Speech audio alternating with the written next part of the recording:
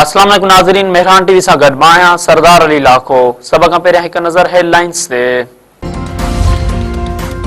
वज़ीर आज़म शहबाज शरीफ़ चयो आहे त ख़ारजी दहशतगर्द पाड़ेसरी मुल्कनि मां अची पाकिस्तान में कार्रवायूं कनि पिया। मुल्क में फितनो फैलाइण जी कंहिंखे बि इजाज़त न ॾींदासीं। दोस्त जे रूप में दुश्मन ख़ारजियुनि खे पनाह ॾेई बचाए रहिया आहिनि। दहशतगर्दनि खे पनाह ॾींदड़ बि ॾोह में बराबर जा शरीक आहिनि। वफ़ाक़ी काबीना जे इजलास खे ख़िताब कंदे वज़ीर आज़म शहबाज शरीफ़ चयो त दहशतगर्दनि जो मुकमल ख़ात्मो ज़रूरी आहे। जेकॾहिं दहशतगर्दीअ जो मुकमल ख़ात्मो न कयो वियो त अमन लाइ ॾिनल कुर्बानियूं राइगा वेंदियूं।